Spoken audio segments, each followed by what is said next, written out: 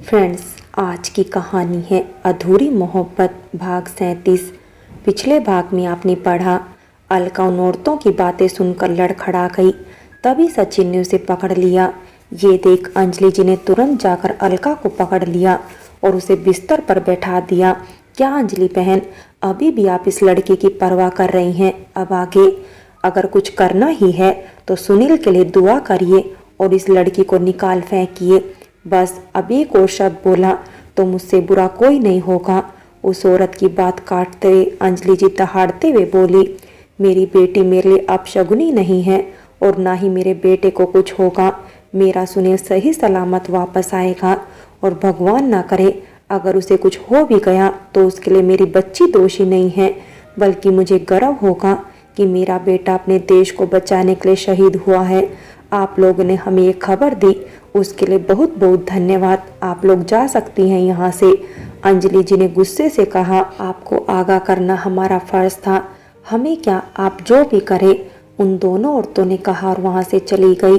अलका ये खबर सुनकर बुरी तरीके से बिलख रही थी। माँ, सुनील वो कैसे, ये सब, वो ठीक तो होंगे ना? अलका इतने बुरी तरीके से रो रही थी कि वो ठीक से बोल भी नहीं पा रही थी। उसे इस तरह रोते देख सचिन भी डर के मारे रोने लगा। अलका बच्चा शांत हो जा, देखो सचिन भी तुम्हें इस तरह रोते देख रो रहा है, संभालो बच्चा खुद को। अंजलि जी ने अलका को समझाना चाहा, लेकिन अलका उनकी बात सुन ही नहीं रही थी। वो बुरी तरीके से रो रही थी। अंजलि जी से समझाने की कोशिश कर रही थी, लेकिन अलका बस एक ही रट लगाए हुए थी कि सुनील ठीक होगा या नहीं। माँ, सुनील, उन्हें कुछ हुआ तो मैं मर जाऊंगी माँ। अलका अपनी बात पूरी करती इससे पहले ही एक जोरदार थप्पड़ उसके गालों पर पड़ा।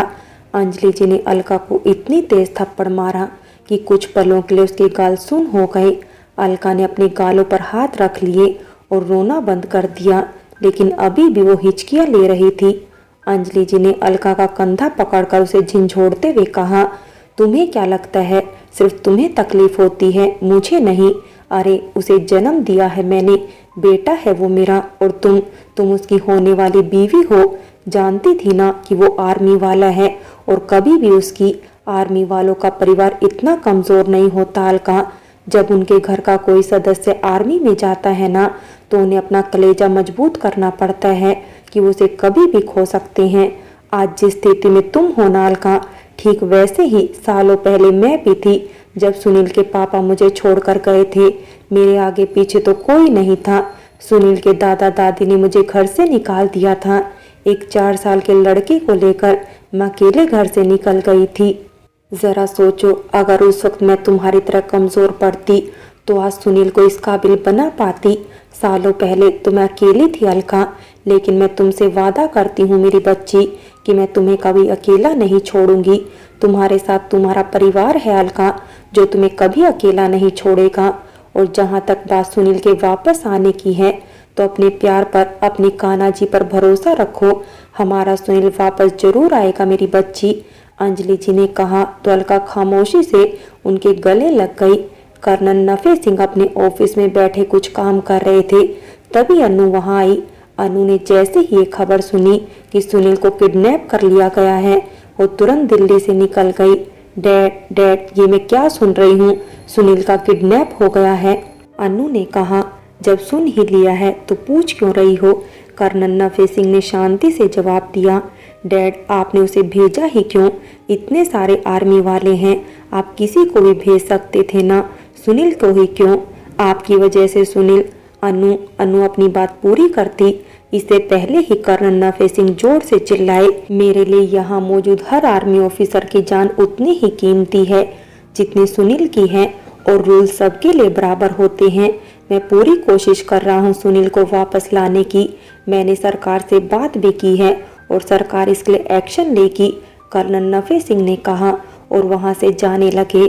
जाते जाते कर्नल नफे सिंह रुके और अनु की तरफ मुड़कर बोले, ये असल जिंदगी है अनु, कोई फिल्म नहीं जहां हमने हीरो हीरोइन की तरह प्यार किया और उनकी मोहब्बत मुकम्मल हो गई, और हम आर्मी वालों की मोहब्बत तो अक्सर अपने फर्ज के आगे अधूरी ही रह जाती है।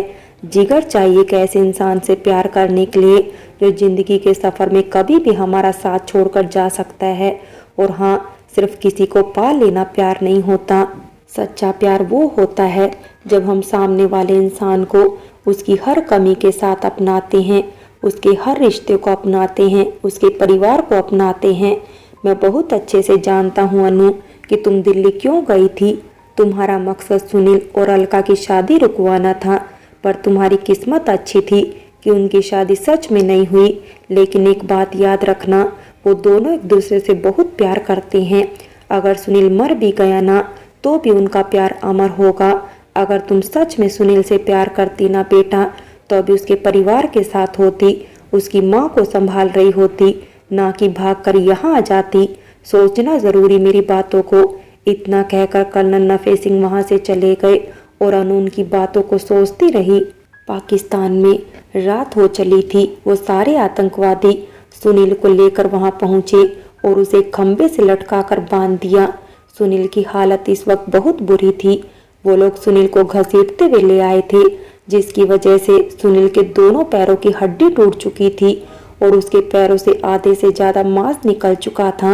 वो खड़ा भी नहीं हो पा रहा था, लेकिन उन आतंकवादियों ने जानबूझकर सुनील को खड़ा कर उसका हाथ खंबे से बांध दिया। भाईजान देखिए, आज मैं आपके लिए कितना नायाब तोहफा लाया हूँ, सरदार ने किसी को आवाज देते हुए कहा। एक आदमी जो अंधेरे में बैठा हुआ था और उसने अपने मुंह पर काला कपड़ा बांधा हुआ था। सरदार की आवाज सुन वो उठ खड़ा हुआ और उन लोगों के सामने आया। सुनील को तड़पते देख उसकी आंखों में चमक आ गई। ये तो मेरी जिंदगी का सबसे नायाब तोहफा है, पर असली सुकून तो मुझे तब मिलेगा जब मैं इसे होश में तड़पते हुए देखूंगा। उस आदमी ने कहा, आपकी ये ख्वाहिश भी पूरी कर देता हूँ भाईजान। कहते हुए उस आतंकवादी ने अपने साथ के एक आदमी को कुछ इशारा किया। थोड़ी देर में एक आदमी एक भिगोने में खूब खौलता हुआ पानी लेकर आया। उस सरदार ने सुनील के चेहरे पर वो पूरा खौलता हुआ पानी फेंक दिया। सुनील पूरी ताकत से चीखा। उसका चेहरा बुरी तरीके से जलने लगा। उस जलन की वजह से सुनील को होश आ चुका था। सुनील को ऐसे तड़पते देख उस आदमी के चेहरे पर एक जहरीली मुस्कान आ गई। क्या हुआ कैप्टन सुनील ग्रोवर? बस इतने में ही सारी अकड़ निकल गई। उस आदमी ने कहा। सुनील, जिसे अब हल्का हल्का होश आ चुका था, एक बार सामने से वार कर कर तो देख, धोखे से तो कुत्ता भी शेर बन जाता है। सुनील ने उस आदमी को घूरते हुए कहा। इतना सुनते ही उस आदमी को गुस्सा आया और उसने अपने घुटने से उस सुनील के टूटे हुए घुटने पर मारा, जिससे सुनील को जोरों का दर्द हुआ, लेकिन उसने जब्त कर लिया और वैसे ही उस आदमी की आंखों में देखता रहा। तुम्हारी ये अकड़ तो मैं तोड़कर रहूंगा कैप्टन। तुम्हें अपने पैरों पर नहीं गिराया ना तो अपना नाम बदल दूंगा। उस आदमी ने गुस्से से कहा। हम आर्मी वाले जान दे देंगे, लेकिन किसी के आगे झुकेंगे नहीं, सुनील बोला।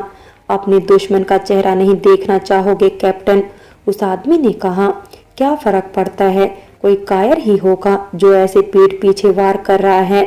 अगर दम है तो सामने से वार करता, सुनील ने गुस्से से कहा। दुश्मन नहीं कैप्टन, तुम्हारा दोस्त, तुम्हारा सबसे अजीज दोस्त। कहते हुए उस आदमी ने अपने चेहरे पर से कपड़ा हटा दिया। उस इंसान का चेहरा देख सुनील दंग रह गया। तुम, सुनील ने बस इतना ही कहा। सामने खड़ा शख्स कोई और नहीं बल्कि रोहन था। बम ब्लास्ट के समय जब रोहन को पुलिस पकड़ कर ले गई थी, तब एक दिन मौका पाकर वो वहां से भाग गया था और सीधे पाकिस्तान आ गया था, जिससे भारत की पुलिस उसे पकड़ ना पाए। क्या हुआ कैप्टन, चौंक क्यों गए मुझे देखकर? रोहन ने कहा। तुम तो जेल में थे ना, फिर यहाँ कैसे? सुनील ने कहा। वही तो, उन पुलिस वालों में इतना दम ही नहीं था कि जो मुझे पकड़ सके, रोहन ने कहा। जिसकी फितरत ही गद्दारी करने की हो, उससे और उम्मीद भी क्या की जा सकती है, सुनील ने कहा। अब क्या कर सकते हैं कैप्टन, हमारी फितरत छोड़ो, लेकिन अगर तुम अपनी फितरत बदल लो तो तुम्हें बहुत फायदा हो सकता है, रोहन ने कहा। साफ साफ बोलो, क्या कहना चाहते हो, सुनील ने कहा। मतलब ये कि बस तुम हमें कश्मीर में रखे सारे हथियारों की जानकारी दे दो, साथ ही हमें उन सुरंगों के बारे में बता दो जो सीधे कश्मीर को निकलती है। आखिर इतने सालों से तुम यहाँ कश्मीर में हो, यहाँ के बारे में सब जानते होगे, रोहन ने कहा। और तुम्हें क्यों लगता है कि मैं तुम्हें ये सब बताऊंगा? सुनील बोला, उसके अलावा मैं और कोई रास्ता ही नहीं छोड़ूंगा तुम्हारे पास में। रोहन ने गुस्से से कहा, क्यों करना चाहते हो तुम ये सब? आखिर क्या मिलेगा तुम्हें ये सब कर कर? अपने ही देश से गद्दारी क्यों? सुनील गुस्से से चीखा, मुझे कोई मतलब नहीं है उद्देश्य से, मुझे मतलब है तो बस पैसों से जो मुझे इस देश की सेना देती है भारत की खबर उन तक पहुंचाने में। मैं तेरी तरह गद्दार नहीं हूँ, मर जाऊंगा लेकिन अपने देश से गद्दारी नहीं करूंगा। सुनील ने गुस्से से कहा, इतनी भी क्या जल्दी है तुम्हें मरने की? मारेंगे तो है ही तुम्हें हम, लेकिन इतनी आसानी से नहीं। रोहन जहरीली हंसी हंसते हुए बोला और अपने साथियों को कुछ इशारा किया। उन सब ने सुनील की आंखों पर एक काली पट्टी बांध दी और उसके हाथ खोल दिए। सुनील के पैर टूट जाने के कारण वो बिना सहारे के खड़ा नहीं हो पा रहा था, इसलिए हाथ खुलते ही वो तुरंत जमीन पर गिर पड़ा। ये देख रोहन कुटिलता से हंसा और सुनील को उसके बालों से घसीटते हुए ले जाने लगा, जिससे सुनील को बहुत बुरी तरीके से दर्द होने लगा। कुछ ही देर में वो सब एक जगह पर पहुंचे जहां पर एकदम अंधेरा था। ये एक ऐसी जगह थी जहां पर ये आतंकवादी अपने दुश्मनों को रखते, उन्हें टॉर्चर करते, और ये काम ये लोग अकेले नहीं करते बल्कि पाकिस्तान की सेना भी उनका पूरा साथ देती। ये लोग कश्मीर पर अक्सर हमले किया करते थे, साथ ही कश्मीर के बारे में जानकारी प्राप्त करने का प्रयास करते ताकि वो लोग उस पर हमला कर सकें और वहाँ के लोगों को मार सकें। ये काम आतंकवादी अकेले नहीं करते बल्कि पाकिस्तानी सेना उनका पूरा साथ देती, क्योंकि पाकिस्तान को किसी भी हाल में बस कश्मीर चाहिए था जो सीधे तरीके से भारत से नहीं ले सकता था, इसलिए पीठ पीछे वार करता। उन आतंकवादियों ने पाकिस्तानी सेना को भी खबर कर दी थी कि उन्होंने एक भारतीय सैनिक को पकड़ा है। किसी भारतीय सैनिक का पकड़ना उन लोगों के लिए किसी गोल्डन चांस से कम नहीं था, क्योंकि वो उन्हें कश्मीर के बारे में पूरी जानकारी दे सकता था। लेकिन वो ये नहीं जानते थे कि भारतीय सैनिक मर जाएंगे लेकिन अपने देश से गद्दारी कभी नहीं करेंगे। वो लोग जिस जगह पर सुनील को लेकर गए वहां पर पाकिस्तानी सेना भी मौजूद थी। ये देखिए भाईजान, इस बार मैं आपके लिए क्या लेकर आया हूँ। रोहन ने पाकिस्तानी सेना के कैप्टन से कहा, ये तो भारतीय सैनिक है, इसका हमें क्या काम?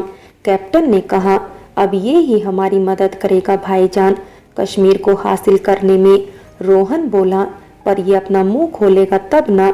एक अन्य पाकिस्तानी सैनिक ने कहा, जब मौत सामने होना तो अच्छे अच्छे मुंह खोलते हैं, फिर ये क्या चीज है? रोहन ने कहा और अपने साथियों को कुछ इशारा किया। उसके साथी अंदर गए और कुछ ही देर में एक बड़ी सी बर्फ की सिल्ली और गर्म लोहे का रोड लेकर आए, जिसे उन्होंने अभी अभी आग पर गर्म किया हुआ था। उस पर सुनील को लेटा दिया। सुनील, जो अर्ध बेहोशी की हालत में था, अचानक से जब उसके पैर पर बर्फ पड़ी तो छटपटा उठा, क्योंकि उसके पैरों की चमड़ी पूरी तरीके से हट चुकी थी और आधे से ज्यादा मांस भी निकल चुका था। सुनील कुछ कर पाता या बोल पाता उससे पहले ही वो आतंकवादी सुनील को उस लोहे की रोड से मारने लगे। लोहे का रोड बहुत ज्यादा गर्म था और 4-5 लोग मिलकर सुनील के पूरे शरीर पर बेरहमी से मार रहे थे, खासकर उसके पैर के उस हिस्सों पर जहां पर सिर्फ मांस के लोथड़े बचे हुए थे। सुनील का पूरा शरीर एक तरफ तो बर्फ की ठंडक बर्दाश्त कर रहा था तो दूसरी तरफ उसका शरीर भट्टी की तरफ जल रहा था, क्योंकि वो लोहे की रोड बहुत ज्यादा गर्म थी, जिसकी वजह से सुनील के शरीर का आधे से ज्यादा हिस्सा बुरी तरीके से जल चुका था। करीब आधे घंटे तक उन आतंकवादियों ने सुनील को बहुत बेरहमी से पीटा और बाकी सब खड़े होकर उसकी हालत देख हंस रहे थे। उन्होंने सुनील को इतनी बुरी तरीके से पीटा कि सुनील के दोनों हाथों की हड्डी, उसकी रीढ़ की हड्डी और उसके गर्दन की हड्डी भी टूट चुकी थी। सुनील की चीखें रोहन और बाकी सबके दिलों को सुकून पहुंचा रही थी। तभी पाकिस्तानी आर्मी के कैप्टन ने उन लोगों को इशारे से रुकने को कहा। उसके इशारे पर सबने सुनील को मारना बंद कर दिया और पीछे हट गए। वो कैप्टन सुनील के पास आया और बोला, बहुत दर्द हो रहा है ना? क्यों ऐसे देश के लिए इतनी तकलीफ सह रहे हो? जिस देश के लिए तुम इतनी तकलीफ बर्दाश्त कर रहे हो ना, ये तुम्हारे मरने के बाद तुम्हारे परिवार को पूछेगी भी नहीं। इससे अच्छा है तुम हमसे हाथ मिला लो, फायदे में रहोगे। तुम्हें क्या लगता है मैं इसकी तरह, रोहन की तरफ इशारा करते हुए, इसकी तरह गद्दारी करूंगा? कभी नहीं, मुझे मरना मंजूर है लेकिन अपने देश से गद्दारी करना नहीं। सुनील उस कैप्टन को घूरते हुए बोला। सुनील की आंखें लाल हो गई थी और उनमें एक अजीब सा जुनून था। सुनील को खुद को घूरता देख कैप्टन को अच्छा नहीं लगा। इतने के बाद भी तुम्हारी अकड़ नहीं खत्म हुई। ये आंखें जिसे तुम मुझे घूर रहे हो ना, मैं चाहूं तो निकाल लूं इन्हें झुका लो। कैप्टन ने गुस्से से कहा। ये आंखें तो नहीं झुकेगी कैप्टन, चाहे निकाल ही क्यों ना दो, और अगर दम है तो सामने से वार करो। यूं पीठ पीछे वार कर कर तो कुत्ता भी शेर समझता है खुद को। सुनील ने उसकी तरफ आंखों में आंखें डालकर सर्द आवाज में कहा। इस पर उस कैप्टन को गुस्सा आया और उसने सुनील का सर जोर से उस बर्फ की सिल्ली पर पटक दिया, जिससे खून की धार सुनील के सर से निकलने लगी। इसे ऐसी मौत दो कि उसकी रूह कांप उठे। मरने के बाद भी इसके अंदर हमारा खौफ रहे। ये भी तो याद रखे कि इसका पाला किससे पड़ा है। कैप्टन ने अपने साथियों से कहा। आप चिंता मत कीजिए भाईजान, इसे तो हम ऐसी मौत देंगे कि ये क्या इसकी 7 पुश्तें याद रखेंगी। रोहन ने कहा। छोड़ दो इसे ऐसे ही, जब तड़पेगा खुद ब खुद मुंह खोलेगा, एक पाकिस्तानी सैनिक ने कहा। फिर सब सुनील को उसी हालत में छोड़कर वहां से चले गए। फ्रेंड्स, बाकी की कहानी अगले भाग में देखें, और अगर कहानी अच्छी लगी हो तो लाइक करें, शेयर करें और प्यार भरी कहानी चैनल को सब्सक्राइब करें।